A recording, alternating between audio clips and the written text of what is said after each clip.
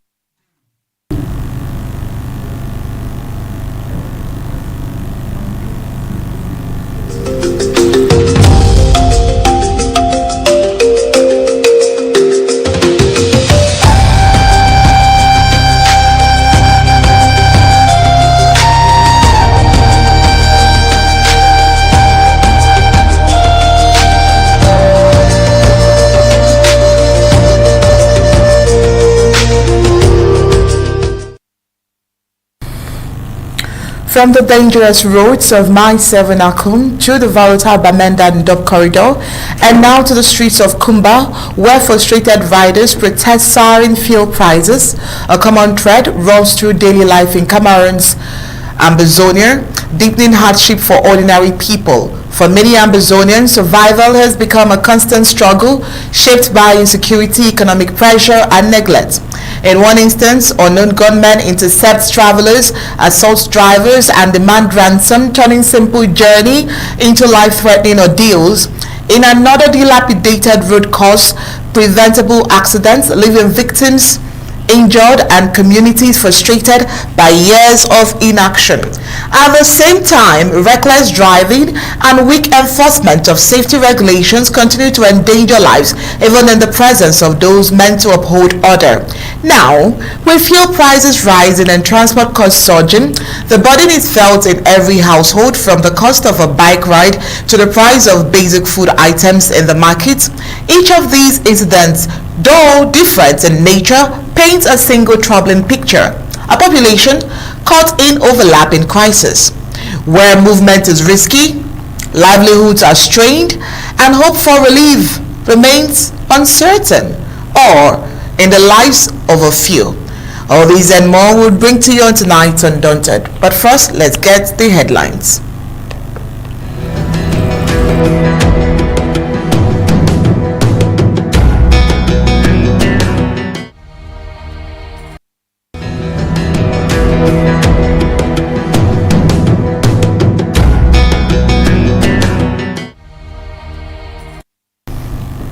Here are the prime headlines for tonight. Dub corridor kidnapping of drivers shows growing suffering of Ambazonians. Also tonight, poor road conditions in Mbeseha Akum cause truck accident, 2 injured in Mbeseha. Concerns rise over reckless driving and weak enforcement on Camerounian roads. Fuel price hike sparks protests in Kumba, deepening hardship for Ambazonians. Heavy rains flood Cairo, disrupts transport, and trigger nationwide alerts. Also tonight, the UN General Assembly declares transatlantic slave trade the gravest crime against humanity. Now let's get the news in full briefings.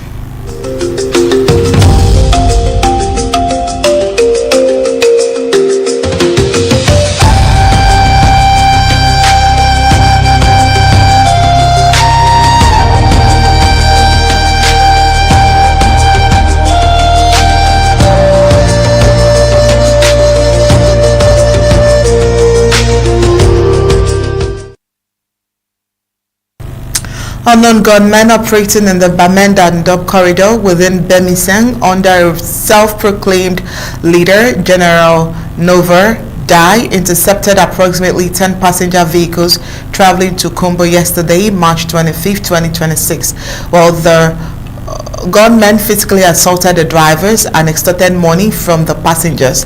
Subsequently, the 10 drivers were transported via motorcycles to an unknown location, and a ransom of approximately 600 francs is being demanded for their release.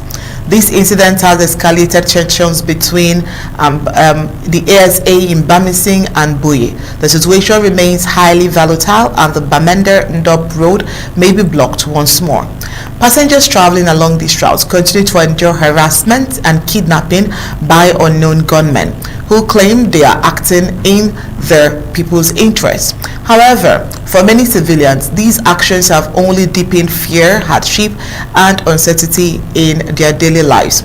This development shows a growing security challenge in Bamenda and Dub corridor, where recurring attacks, abductions, and road blockades have made movement increasingly dangerous. The persistence of such incidents continues to disrupt economic activities and restrict the free movement of people and goods.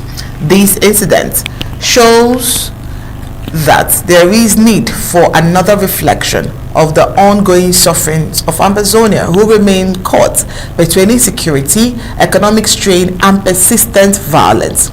Ordinary citizens, traders, drivers, and families bear the brunt of the crisis, often facing intimidation, illegal taxation, and abductions while simply trying to move from one town to another. Numerous road users have shared their harrowing experiences in Mbeseha, which has become a significant concern for travelers who are en route to Ndop and Kumba. The repeated attacks along this corridor shows the urgent need for improved security measures and lasting solutions to ease the plight of affected communities. Barrister Mbeseha, welcome to tonight's Undaunted. Thank you for having me this evening. All right, Barrister. We've tried times and times and over again to distinguish between what the Ambazonian State Army would do and what unknown gunmen would do. Because of the war, of course, you know, when issues like this arise, hoodlums would definitely hijack some of the situations and cause problems for the genuine fighters.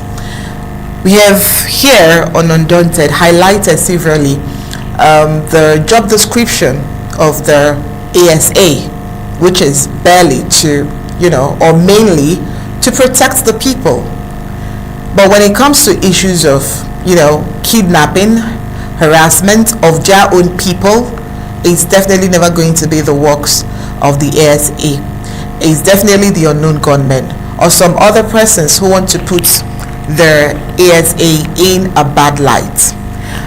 Barrister, as a member of the government, of the Ambazonian government, it will be very important that you also give reasons why some of these issues and some of these incidents will never be the works of the ASA. Rather, it will be some hoodlums peddling to be probably ASA, and at the same time the separatists, but definitely not the ASA.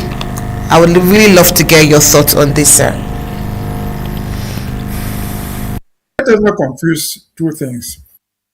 The ASAs, who are legitimate fighters, unknown gunmen are nobody's troops. And unknown gunmen, that is what the community calls them. What does the government call them? Unknown gunmen could be the vigilante people armed like they did in Garbo by the government. And so no legitimate Ambazonian fighter will do what they are saying happened. Those guys are thieves. Clearly they are thieves, they are not Ambazonian fighters. Ambazonian fighters have strict rules that they will never do that. A couple of months ago, remember, was something they call a liberation tax, changing taxi colors. We said that was not Ambazonian fighters. They were just thieves. And then if the thieves are parading the streets, which responsibility is it to stop it? It is the responsibility of the so-called government. But would they do it? No. If unknown government are not doing it, the police and the gendarmes will do it publicly. You cannot be opened up without being extorted by the government officials. They mount roadblocks on the road and extort money from you. What's an extortion? Forcing you to pay something you did not want to pay. Forcing you at gunpoint to pay. That is extortion. Government has been doing that. Gendarmes, police, the bees, and all their armed forces do those things.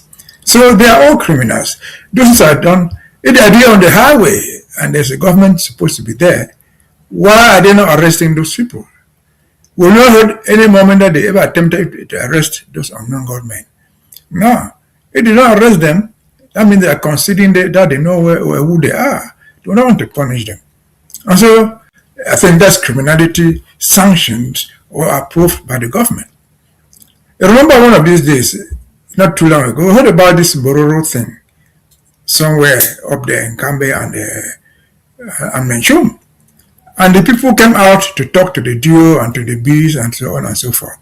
What was their response? They said, no, your own children are in the bushes. Go and bring them out first.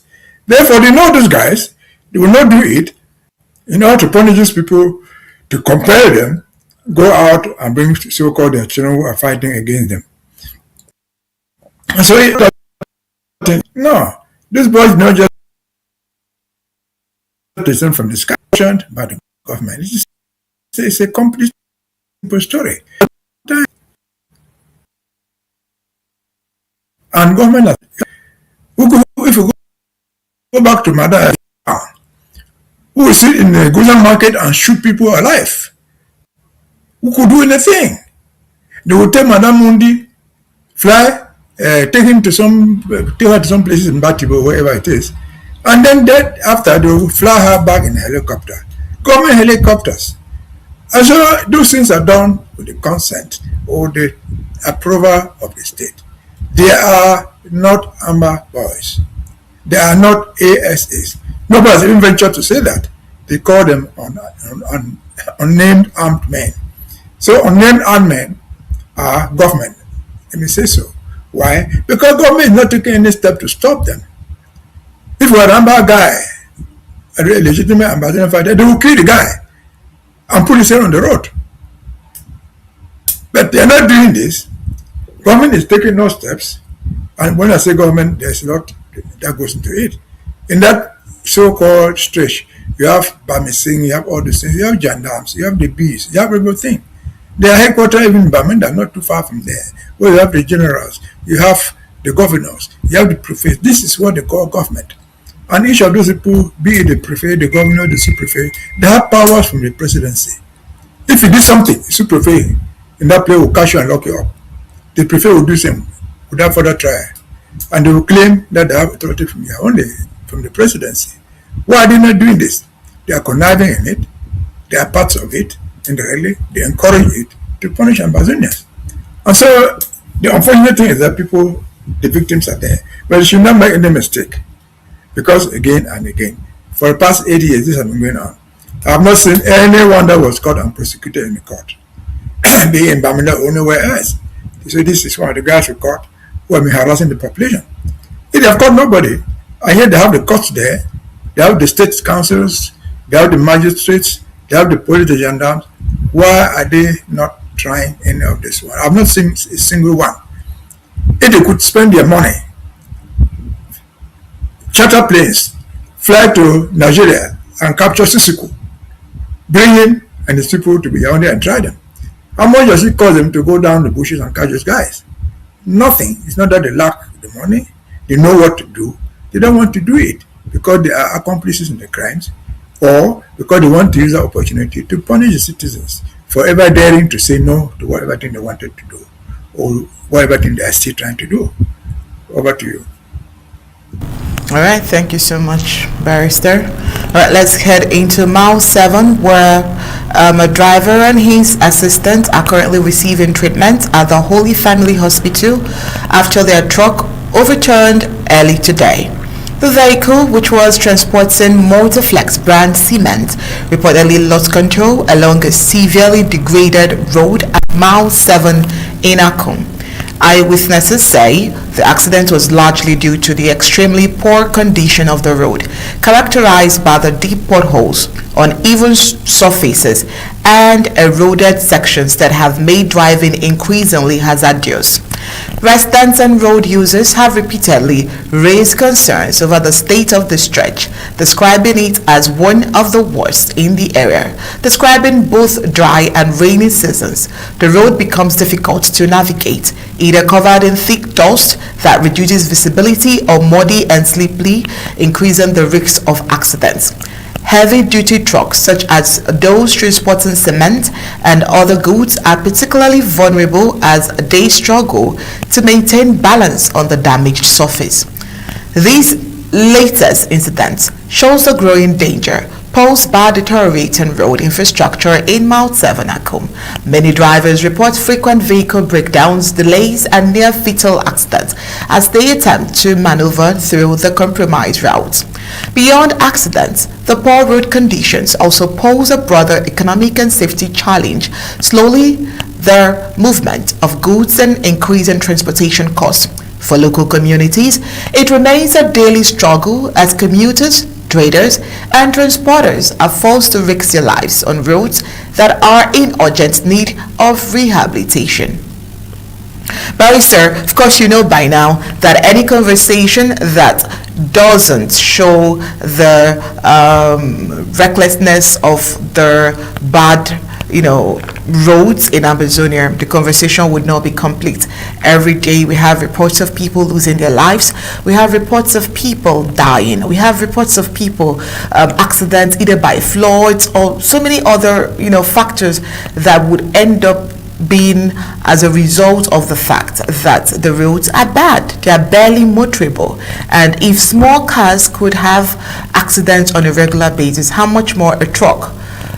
For this report, we hear that the driver and his assistant are not dead, but they have sustained injuries that has left them in hospital beds. Of course, I'm sure you would have something to say about the poor state of roads in Ambazonia today. Well, again, sometimes we lack words. It was just a few days to this. I think it was early this week or late last week, when on that same stretch of road, Akum, the vehicle lost control and killed 6-7 people on that same stretch of road, Akum. And for those who don't know it, Akum is between Santa and Bamenda, 7 miles. 7 miles, 10 kilometers from Bamenda town. It's between Santa and Bamenda. Santa is next to Martism, across Tumbunda, a few kilometers away. And so it did not start today. If last week we lost 10 or 7 people died of a road accident on that very spot, on that very stretch of road, and today 2 are in the hospital, who knows how many will be there tomorrow? The question is this thing avoidable? Yeah, it's a very bad stretch of road. Could they avoid these accidents? They could. The drivers themselves can avoid it. But what they call themselves government authorities should do something. It is a very dangerous spot. Put road signs there. Rather than standing at the corner of the road extorting money from people, stand there and control the movement of vehicles through that spot. If that will not completely end the thing, it will reduce the degree of the accidents. And so again, this is, to me, it is pretending to have a government. If you go the 7 miles down to town, we've talked it, they are doing everything in town, breaking down people's houses because they want to show a better image of their country when the Pope comes around in the next 2 weeks. And so they don't care what happens in Akum, what happens in Santa, or what happens on Bamising in Dub Road. They care on what happens in Bamenda town, trying to put all white paint on the stretch of road from the airport to the cathedral, so that the Pope and his few people that will accompany him will go back with a good impression that, oh, Cameroon is wonderful. We went to Bamenda, it was a terrible place. It was so nice a place, what good roads. We went to the cathedral, which has just been renovated. That is the impression they are trying to give. They are trying to hide from what they are. They are pretending, they are deceiving themselves. The death of people by road accident has become normal. The ability not to repair the road has become the tradition. And I said last week, That road was once a good road. It has become so bad because nobody cares about it. They'll give you any reason for it. They don't have money. They don't have equipment. But I remember saying last week that Southern Cameroon, called the Ambazonians today, had heavy equipment pool for reparation and maintenance of roads. We were found in every division, and it was said that PWD. If we were there, we would not have this sort of thing. The road will go bad as soon as it's going bad. It will be repairs. It will not completely exclude accidents, it will reduce them. It will not completely save people's lives, it will reduce the rate of people dying because of accidents. And so this is an act of neglect. If they can borrow money to go and do all what they are doing in Bamenda town to please the Pope, what prevents them from borrowing money to do that same road? But again, that's a highway that stretches from Bafusam to Mbunda to Bamenda. It's supposed to be part of the Trans-African Highway that passes right to Nigeria. Why is that portion so bad? Nobody is caring about it. It is a deliberate neglect of the government of Cameroon. Because they own stretch of the Trans-African Highway, they have the duty bound to fix them, to fix the potholes there. If potholes have become the normal, what else do we expect from a country like that? We repair those things because accidents cost life. People die. If they don't die, they get wounded.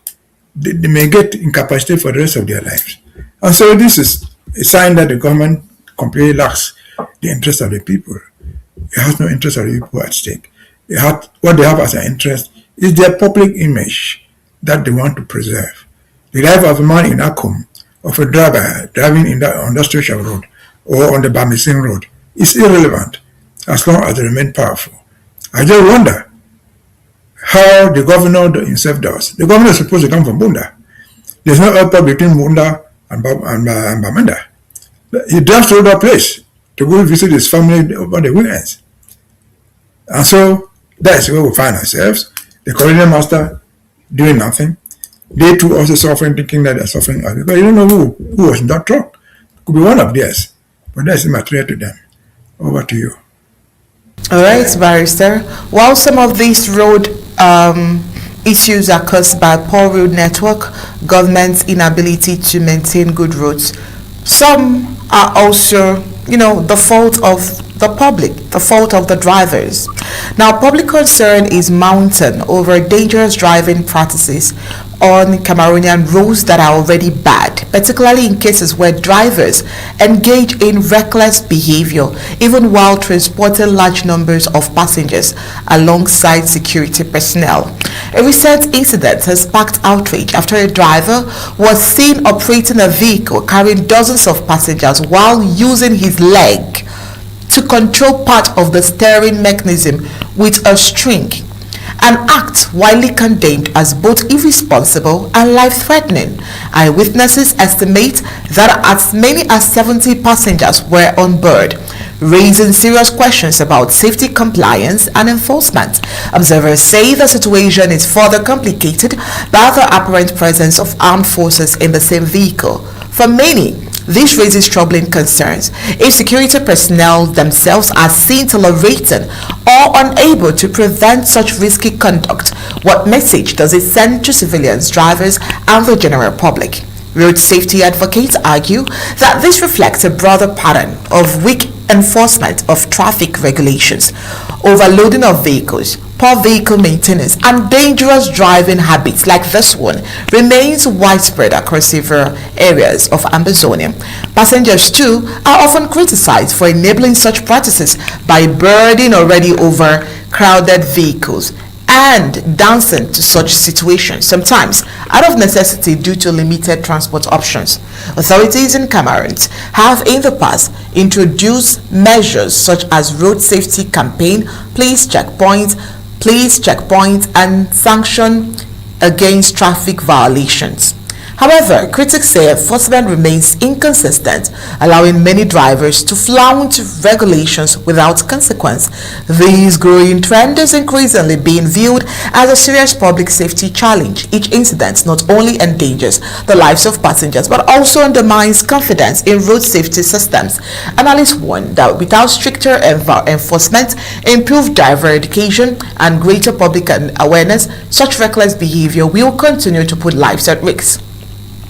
As frustration builds, many citizens are calling on authorities to take more decisive action to curb indiscipline on the road and ensure that both drivers and passengers are held accountable for actions that endanger lives. Barrister, I was trying not to laugh. First of all, the situation can give you all kinds of feeling. I was wondering the kind of stunts that they will be playing on the highway when a driver would use his leg. A driver driving a bus would use his leg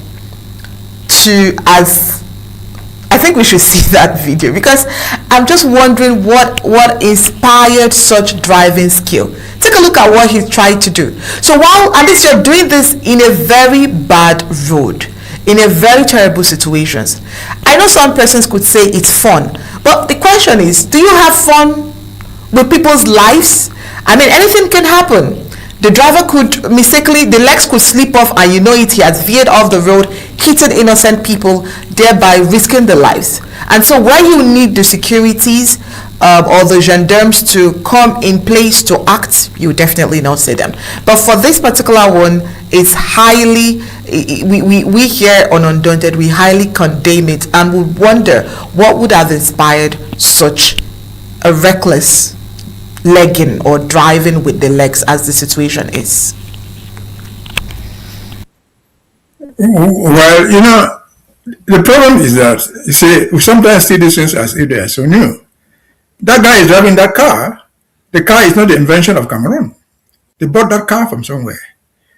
Well, those cars, they come from Europe or developed countries. I know European countries, the United States, Europe call it. They have drivers. Reckless driving is not something that is special to Cameroon. Human beings behave like that. That driver is not a normal person. There is something wrong with him. But what stops reckless driving is the enforceability. If you are in the United States, for example, and you are reckless enough to enter into your car without a driver license, a valid driver license, you will go to jail. You go to jail. If you are in Europe and jump into your car and you are going at that speed, you will go to jail because the laws are there. They are also in Cameroon. But the ones outside are enforced. Nobody is enforcing anything in Cameroon. That man carrying his feet and driving that thing, he's not being reckless to you alone. He's not sure, 100% sure. If that vehicle crashed, he might be the first person to die. He himself, he would die first. And so there's no enforceability. Cameroon uses that opportunity only to steal money. You talk about overloaded vehicles. We were talking about extortion of drivers. Wherever that vehicle is coming from, if you left Bamenda, for example, I was going to Douala or to Yaoundé. By the time it gets to Douala or Yaoundé, with the overloaded passengers, they would have passed not less than 50 control checkpoints. All of them, the gendarmes, the police, the B, they would have realized that that guy is overloaded. But the 5,000 francs, 500 francs would let him go. And so it is the government which is encouraging it. I say government, because the enforcement agencies are government. I've said here a million times before, throughout my practice in Cameroon there, I never saw a driver brought to court for reckless driving. I never saw a driver brought to court for overloading. They don't do it if you overload, if you are going over speed and you are stopped. All you need to do is to give 500 francs and walk away. In fact, even if you have committed no crime, they still expect you to pay money to them. So it has become a money-making venture. Nobody cares. And so it is the failure of so-called government, because recklessness is part of human beings. Around the world, they will drink and get drunk. Over here, drinking under the influence of drugs is, you go to jail for that. That's human behavior. And so human behavior is, that's why we put those rules there to regulate human behaviors. So at the end of the day, you don't blame that guy. You blame the guys who are not enforcing the rules that they're supposed to enforce. And most importantly in Cameroon, they don't enforce it, they use it to make money out of it. Even if you are not doing something reckless, they expect you to pay. for playing the road, for not giving bribe. They'll puncture your tire for passing there even at 0 speed. They put you on the road to stop you from passing. Not because they want to control your vehicle, they want you to give them money. And so this is government-sanctioned corruption. This is government-sanctioned extortion of the population, which is resulting in all this. If it is a good road, there is a way to control reckless driving. You put speed limits. Don't just write it there. Put speed brakes. So everybody passing there knows that if you're going at 80, you have car with somersault. So it is 20, you go slow. So they don't somersault. And so if you were doing that, there's a way here, over here, with the rider. You go above the normal driving limit. Something will track you there. The satellite will track you, and you have a fine for all that. And so it is the government failure to do its job. If government cannot regulate that conduct, they all go around and catch people who voted against the president. And don't just lock them up, they kill them. If America cannot do that, they can only go around, come to Boya, for example, looking for whoever is criticizing the government, catch Wazizi, go and kill him. And they never surrender his cause back to his family. And they call it the government. Who are those doing this? These are officially trained policemen, gendarmes, whatever you call them. And so it is government neglect, which has been turned into an industry of bribery and corruption. Gendarmes, police, and those who are supposed to be on the road, they bribe their seniors to send their bosses to send them to the road. Because going to the road is a fortune that you're going to get out of it. And so why we tell those drivers to save their own lives by doing the right thing. At the very least, when you're sitting on the steering, driving with your legs is not with your feet, it has not been recommended anywhere. You can't do that because, as I've just said, in the event of that car crashing into anything, you, the driver sitting in front there, you'll be the first person to die. There's no duplicate to life. You would have gone. Your family, your friends, and your loved ones would have missed you. So again, while we wait for a day that we shall have a responsible government, particularly in Ambazonia, where all these things can be enforced, we continue to fight until we say this is not what we signed up to. We do not sign up to be killed recklessly without accountability. We do not sign up to buy a vehicle and continue paying taxes by way of extortion. We do not sign up for this when we got independence. Nobody, no woman, no father, no family signs up to give birth to children who will perish on the highway for no fault of theirs. Over to you. All right, Barrister. Thank you so much. And I really agree with you. There is definitely something wrong with the driver and also the passengers who couldn't see the risk of what they were rejoicing about. Away from drivers, but moving into something that affects all drivers, motorbike riders in Kumba took to the streets earlier today to protest a sharp increase in fuel prices, raising fresh concerns over the rising cost of living and its ripple effects on daily lives. The drivers gathered in large numbers, moving from town green to upstation, expressing frustration over fuel price hikes that they say are severely affecting their livelihoods. For many commercial riders, the increase translates directly into reduced income, as higher fuel costs force them to either raise fares, risking fewer customers, or absorb the losses themselves. Local authorities in Kumba have responded to the protest, assuring riders that efforts are underway to address the situation and ease the burden. However, many remain skeptical, questioning how quickly and effectively any intervention can materialize. The situation also raises broader economic concerns. Analyst points out that global factors, including tensions linked to the conflicts in Iran, continues to influence fuel prices. For Cameroonians, for Ambazonians, the challenge is even more complex. Despite being a crude oil producer, the country relies heavily on important refined petroleum products, which are often sold at higher prices on the domestic markets. For Ambazonians, the impact is particularly severe, compounding an already difficult humanitarian and economic situation. A rising fuel price does not only affect transportation, it triggers a chain reaction across all sectors of daily life. Transport fares increases, making movements more expensive for workers, students and traders. The cost of food items also rises as goods transported from farm to markets become more expensive.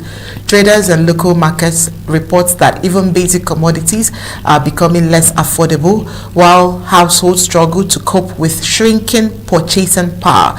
In conflict-affected areas of Ambazonia, where economic activities are already disrupted, these added costs harden and deepen hardships and vulnerability. The protest in Kumba, therefore, reflects more than just frustration over fuel.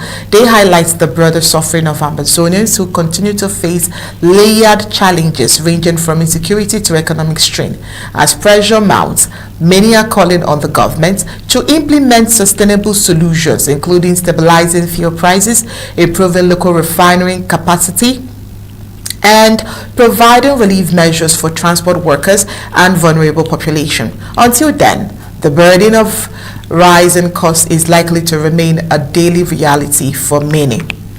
Barrister, still drivers, motorists being affected, fuel price becoming an issue, and of course, just like the report has stated, which is very logical, once the prices of fuel skyrockets, other prices are going to be affected.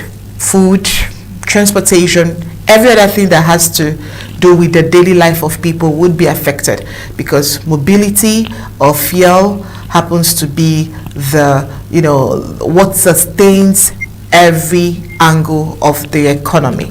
But you wouldn't blame the people for the protest, or would you have them do something else? Let's hear what you would say differently. I don't know what they can do. So like we said in the last segment, you ended the last segment, the people to be blamed in the last segment are not the passengers. The passengers are helpless. There's nothing you can do. Just sit in the car. If it make noise, they will pull it out and lock it up. I remember having my personal experience. I used to drive. But one day I was leaving Kumba, I believe boy to go to Kumba. I chose to take public transport. And I sat in the vehicle. We drove a few kilometers to Moyoka at the police checkpoint. This guy had all his papers. I was a passenger. They would not let him go because he was not giving bribe. What did the passengers do? The passengers tended to be blaming the driver. Pay will go now. Pay will go home and they pay. And so this is where they find themselves. They are caught between the rock and the Red Sea. But back to the fuel thing. These people in Kumba are helpless. They are going to somebody who cannot help them. What can the DO do? What can the prefect do? Does he even know where the prices are fixed? He has no idea. If he was buying oil, the gas himself, he will buy it at the same price as those guys. But the good luck is that he has the money. The central issue that we should be asking is, this is Kumba. Kumba is next to Ndian. Ndian is the bedrock of the oil field in Cameroon, in the whole of Cameroon, and most particularly in Amazonia. When they say fuel prices have gone up, how many of them even go to buy the fuel from the gas station? A bulk of it, the majority of them probably buy from the side road. Where is this one they are buying, calling it funge? Where is it coming from? It is even sold in Yaoundé. Where is it from? This is gas stolen from Sonara or stolen from Nigeria. They are not buying it from the gas station. In Yaoundé, the ministers go and buy that thing at the corner of the road. Why? Because they have stolen the thing themselves. The question that people in Kumba, people in Bamenda, wherever in Ambazonia should be asking is, we have the oil, we could refine it to our own level, and it will benefit us. But not in the present circumstances. Because whatever thing they export, even crude, doesn't benefit anybody in Ambazonia. The thing is piped from Limbe to Douala, stored there and sent out, and the whole project is handed over to somebody and his family. He has been in the hospital for years. His wife takes over and they make money out of it. Have we heard the story of Grain Corps, where they pay money, bribes, to sell the oil at reduced price? Where did the money go to? Went to a few individuals in Yaoundé. They Betty people with their wives and their children. The structure says that if the father, if the husband is not there, the wife takes over the industry. The central question again, I said, if you ask is why should somebody in Dian should have been from the source? Why should they go through this? That's a larger question. That's a larger question which nobody is answering. That's a larger question for which we're fighting. Why should we get oil from Limbe, send it to Douala, pay taxes to Douala, and the Limbe guy has nothing? Why should we get oil from Dian, send it to Douala, to Limbe to be refined? So, and Dian person doesn't even have a gas station in Dian. There's almost no gas station in Dian. Talk less of any other thing else. Then they will depend on stolen oil, which is dirty, which have been tampered with, so in the streets like gas. No, that is not what we are supposed to be. If Ambazonians set up ourselves tomorrow in Mbeseha, we shall be one of the richest countries in Africa. Because we're not very big in size, but we have all these resources. Why should we not benefit from them, including reduced prices, if not gas-free to everybody? Why should we not benefit from that? That's the larger question that we should be asking. Not going to see a colonial officer in Kumba, or in Mbeseha, or in Kambe. Those people don't have the idea. They don't even know where those prices are fixed. Though they might benefit from the extortion, they don't know where they are fixed. How does the oil, so in the back streets, find itself in the heart of Yaoundé? How does it travel from Nigeria, passing all those controls, and they're selling it in Yaoundé in the streets? And so again and again, that is one of the reasons why we fight. That oil will claim it is rightfully our oil. Even to some Nigeria, they are tapping the same oil from the same oil fields. The Bakassi, which is being tapped from there, which is Bakassi. Bakassi is Cameroon. Bakassi is Ambazonian. That's the source of the oil. And then our people cannot have it. They don't even find it in the street to buy. It's not even there. They are protesting prices, but they are not, the gas stations are empty. Why? You hear the excuse, war in Ukraine, war in Iran. That is bullshit. That's a lie. If there's war in Iran, in the Middle East, they have their own oil. We have ours. Why should the war affect us? And so again, we have to fight until they will be accountable. They have to leave those fields and go away. We shall manage it the way we are supposed to manage. Our people will get the maximum out of it. And whatever is left over, we shall sell it outside and make money. But for now, let us stop taking our cases to the wrong place. The only thing the street guy can do and should do, support the Ambazonian struggle in your own form, any way you can.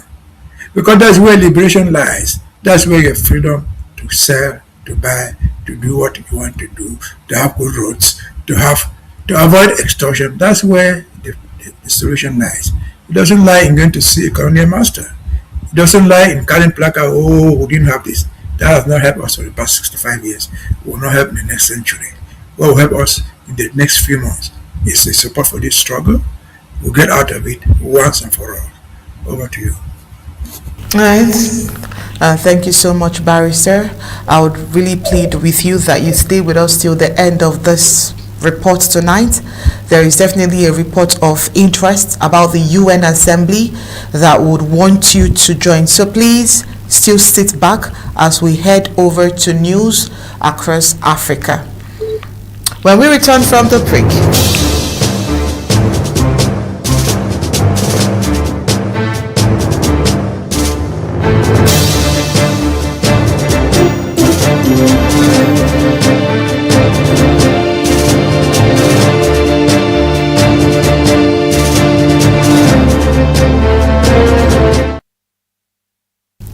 severe rainfall swept across Egypt's capital on Wednesday, leaving major cities in Cairo submerged and bringing daily life to a standstill. The sudden downpour caused widespread transportation disruptions, with numerous vehicles stalling in flooded streets and commuters facing significant delays as key routes become impassable.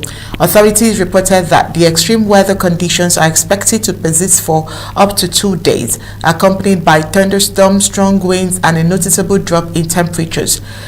Some areas, including the Nile Delta, Cairo, the Sinai Peninsula, and parts of Upper Egypt, are forecast to experience particularly intense wind activity activity, raising concerns about safety and infrastructure stability.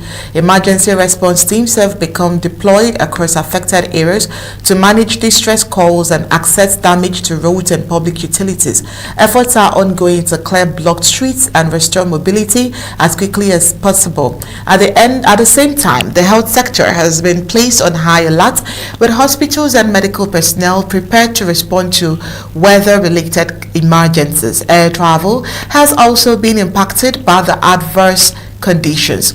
Egypt Air has advised passengers to arrive at airports at least 4 hours ahead of scheduled departure to accumulate and accommodate potential delays and ensure smoother processing and the disruptions. Meteorological officials indicate that conditions are likely to improve by Friday, with clearer skies and a return to typical spring temperatures expected. Despite this outlook, authorities continue to urge residents to remain cautious, particularly in areas prone to flooding or strong winds, as recovery efforts continues. All right, and now across the globe. When we return, we're heading to news across the globe, where UN General Assembly declares transatlantic slave trade the gravest crime against humanity. And Barrister Mbeseha will talk on this.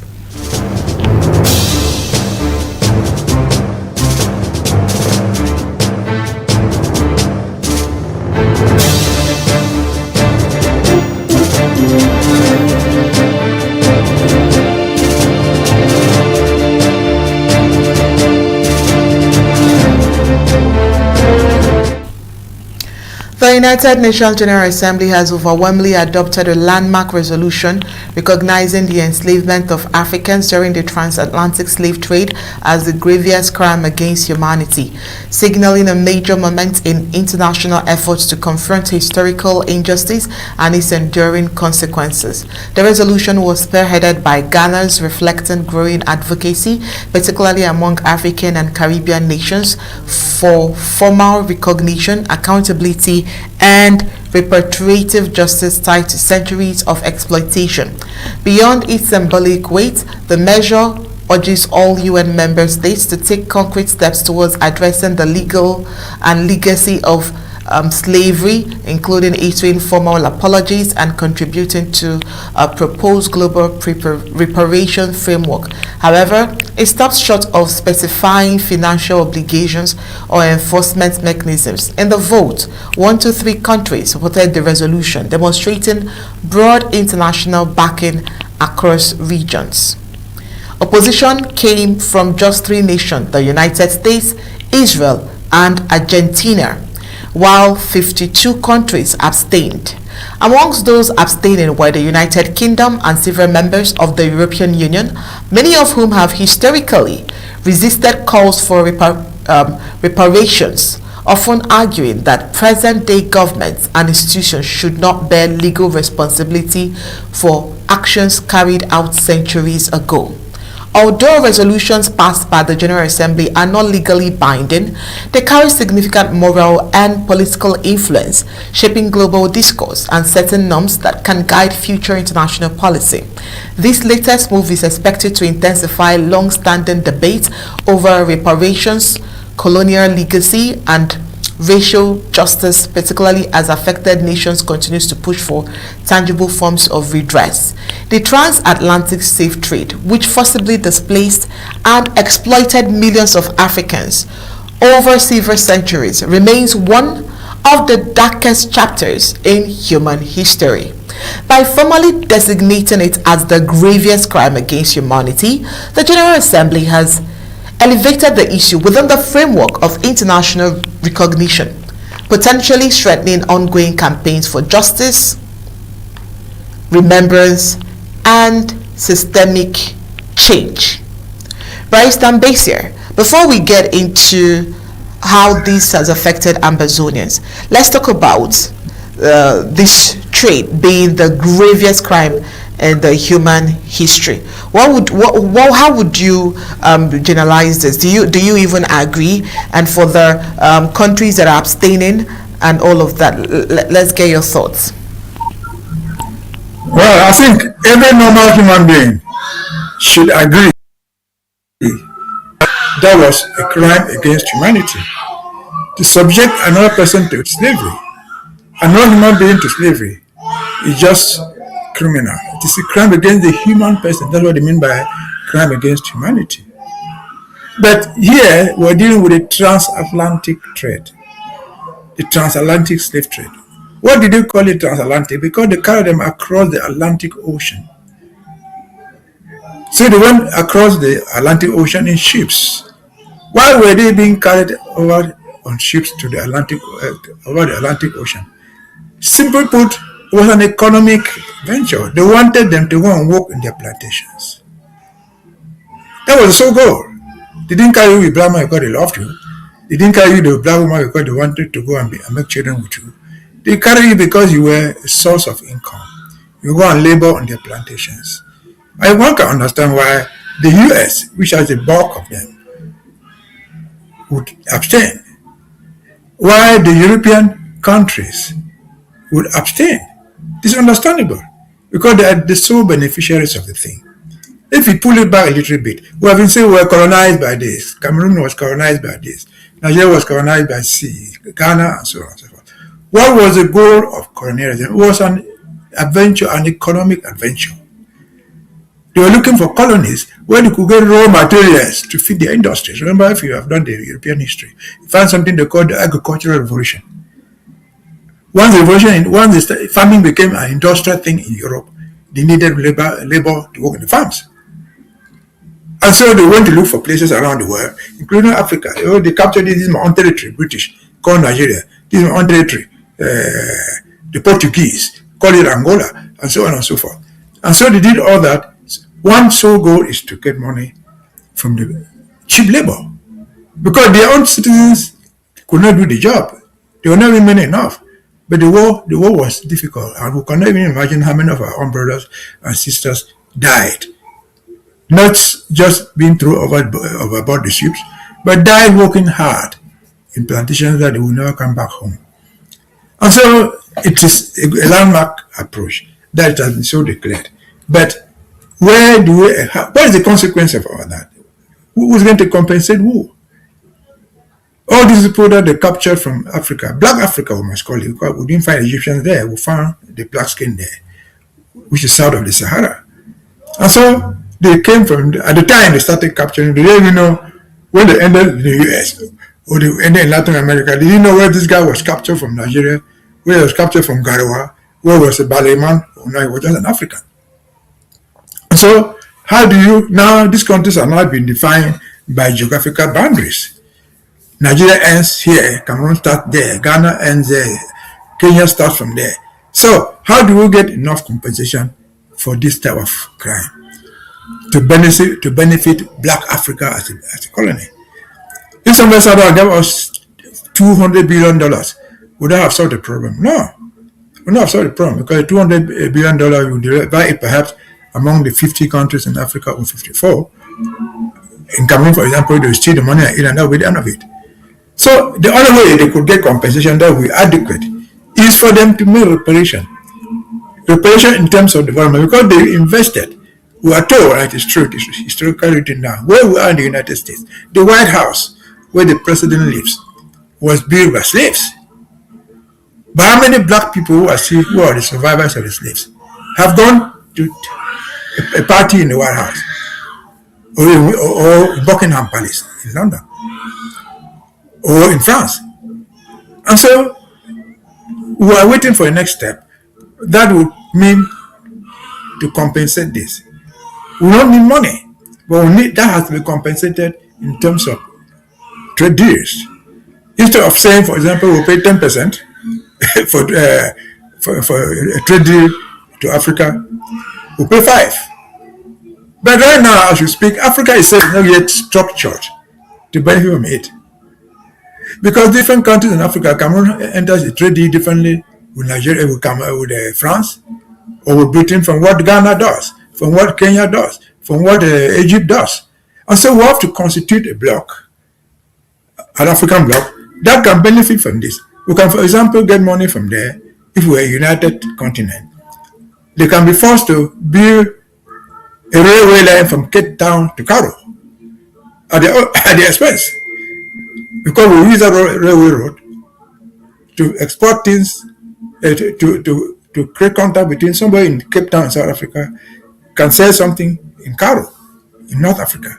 We use that money to develop things that will benefit all the continent across.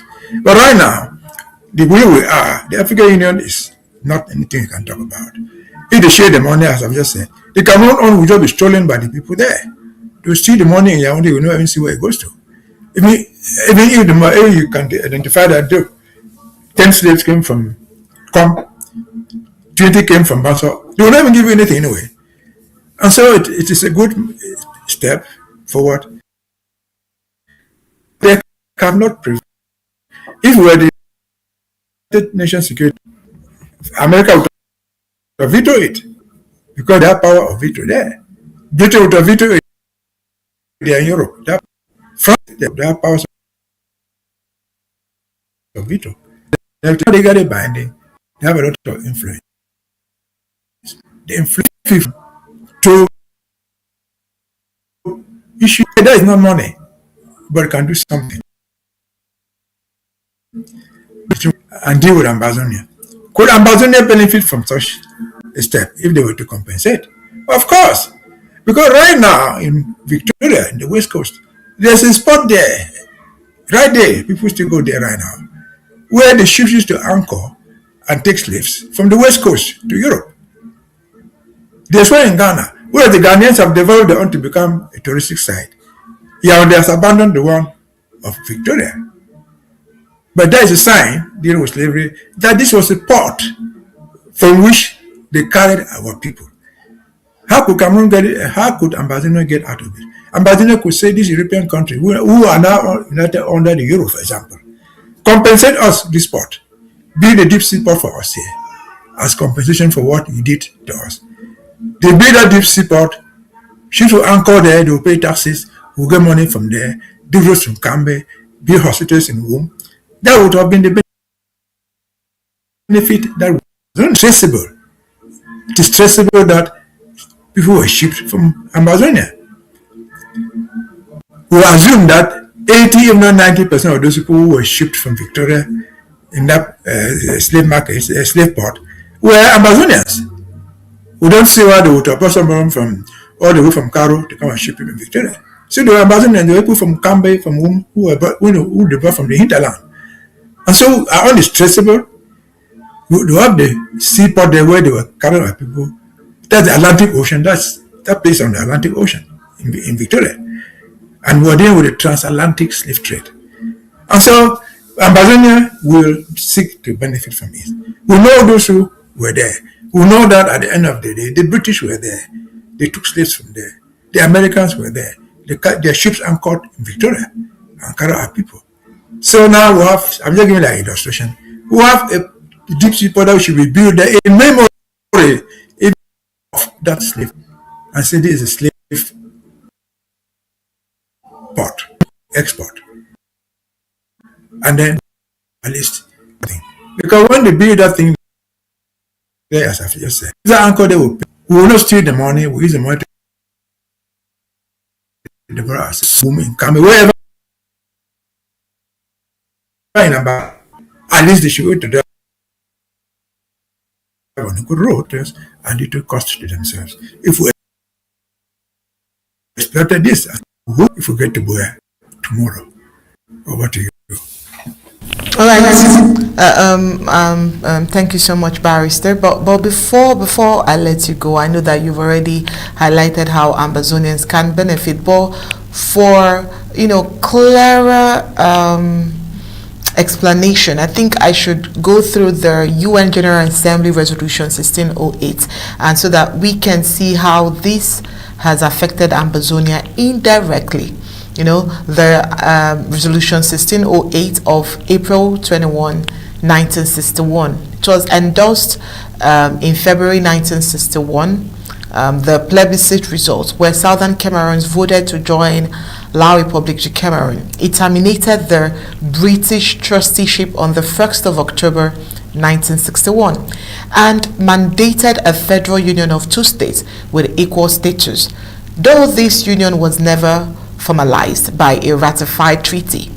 Key aspects of the April 1961 resolution plebiscite results confirmed the UN accepted that Southern Cameroon chose independence by joining the Republic of Cameroon. Independence date sets, the resolution established October 1st, 1961 as the date for the termination of the trusteeship and the attainment of independence for Southern Cameroons. Independence setup. The resolution envisioned a federation of two equal states. The outcome, despite the resolution, the union resulted in a centralized state, fueling long-term political disagreement over the nature of the unification. The vote on the resolution was heavily supported, with 15 nations voting in favor, 2 against, and 12 abstentions. Unrepresented Nations and People's Organization (UNPO). The resolution is often cited in the context of the legitimacy of the union between the two territories. Would you also ascribe this, from the foundation of where it began, to something related to this trans-Atlantic slave trade that is of general concern today? The UN resist and have any effect with the transatlantic. Trade have been going on for centuries. Before 1961, it didn't start that year. Before then, they had even abolished the slave trade. Have been abolished more than a century before we get the independence. And so 1608 has completely a different approach. By the time that they adopted 1608, I said, the slave trade has been abolished officially. It was no longer there. But the slaves didn't come back. Ambazonians who were so, Camerounians, or Japan, or Nigerians, who were so, they will never come back because there was no identity on them. All their children are alive. They take you there, they didn't tell that you came from Kumba. They take you there, they didn't tell that you came from whom, or you came from Batibo. Nobody tells you that. You are just a lost man. The other thing that they identify the slave, I live in the United States, it's just the color. You know, this man is black, at least it must come from Africa. And so we cannot legally link it to 1608. 1608 has its own different analysis in some form, but not like that transatlantic slaves. How does it seek to enslave us? It seeks to enslave us because they talked of independence by joining. That was a wish, that we wish to join this people. But interestingly, the people wanted to join, were voting to join, voted no to 1608. They said, no, we don't want you to join us. Remain where you are. In spite of voting no for 1608, the Republic of Cameroon was forced. That is something of slavery. You were forced to occupy a place. That would have ended the marriage. You are a woman. If you are opted to marry, if you agreed to get married, I will go before the altar or the civil status registrar. And on that day that they are supposed to exchange rings, we stand right there. The priest, the pastor, the civil registration officer asks you, Madam, only do you want to marry this woman? And we say, end of. You cannot say, look, you have said no, but if they say take you home, you become a slave. And so 1608 can be different for it. What we are going through today was the slaves who put us in. First, Cameroon, to accept a marriage that they did not want. They said, no, we don't want that thing. But the UN said, no, you must take it. You are against it, but you must take it. And then they were forced to take us. And they have since treated us as slaves.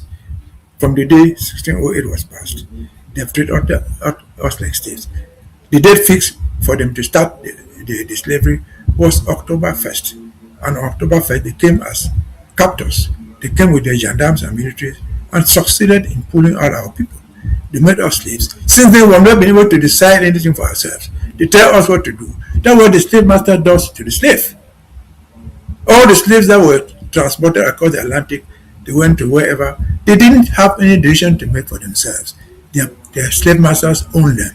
They decided how it worked. They decided where they would sleep. They decided, in some cases, when they would die. And so we can only link it in this way, comparing to 1608, which again passed more than 100 years after the end of the slave trade. But they created a new slavery in colonialism by saying that the people that has colonized us, they are not the people from Europe. They are not the Americans. They are neighbors. That's something now, black on black colonization, black on black slavery, and so on and so forth. That's the little I can say about that. All right, thank you so much, Barrister. I'm sure that this conversation will definitely continue down into the weekend. Thank you so much for staying with us from the beginning of the news up until now. And yeah, we hope to see you over the weekend for the continuation of some reports. Thank you for having me. You're welcome. And with that, we've come to the end of tonight's Undaunted. But before we go, let's take a look at the news that made it to tonight's headlines.